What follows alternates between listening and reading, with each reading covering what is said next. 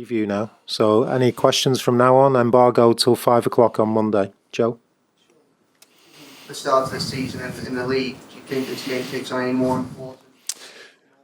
Well, it should take on importance generally. I've made that clear in my time here that I do value the cups and I think they are important. On the other hand, it is fair to say that we are going to have to use players to get them fit and fit for task. And the players that have come in and not spent as many not had as many minutes, game time wise. So we are going to obviously play some players, but they will certainly be putting out a team that I believe can win.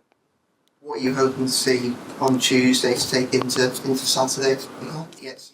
Just good performances. You know, it's people laying down markers. If they haven't been playing, then go and lay down a marker and make sure that you're playing on Saturday.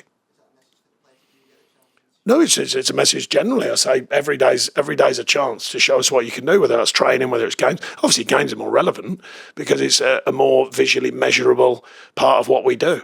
You know, but even in training, players can learn lay down markers where you go, you know, and they keep that high level consistency where you think they're pushing. So we want players to do that every day. But of course, when games come around, show us what you can do. That's what we want, especially the new players, because they've only had a limited time with us. Thanks, Joe. How important is it for your strikers to start scoring goals?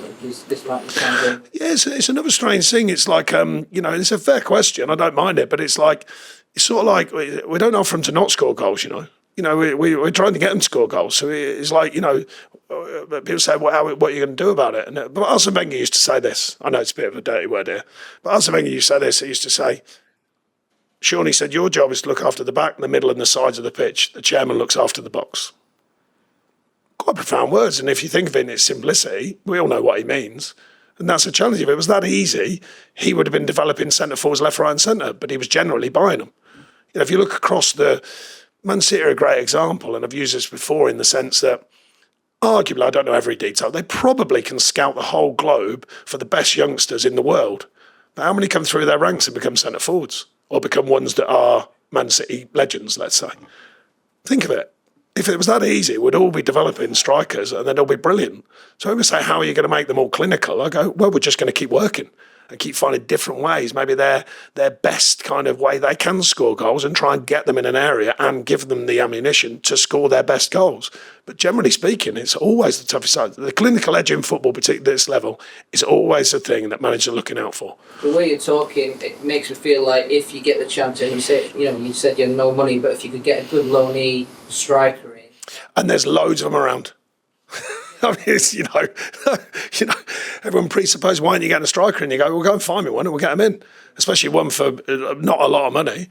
All the best with that. That is a task, trust me. I've been doing it for years. But that would be your ideal if that's No, not just striker. You want clinical players. I mean, I think Tottenham, the one thing they've got, I know people question their play in the defensive side of it, but they've got clinical players everywhere. You can see that. You know, you've got players who can score a goal and want to score a goal from all different positions, all different areas of the pitch.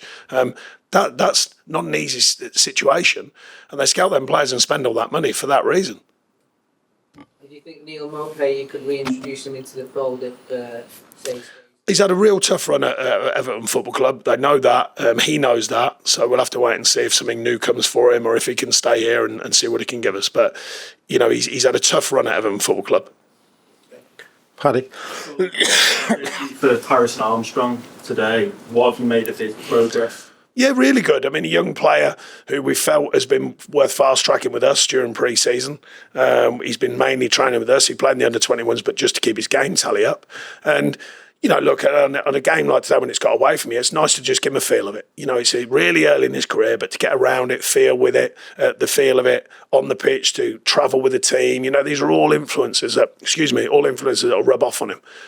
But we believe in what he's doing at a very young age, and Roman as well. And, you know, there's other players, but we're trying to introduce them to give them at least a feel and sort of fast-track their learning when we think they're ready. And we think he is ready to at least be around what we're doing.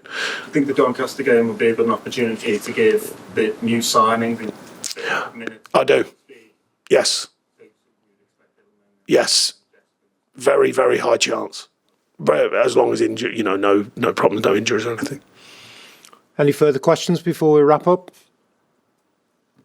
No? Okay. Thanks everyone. Thank you. Thank you.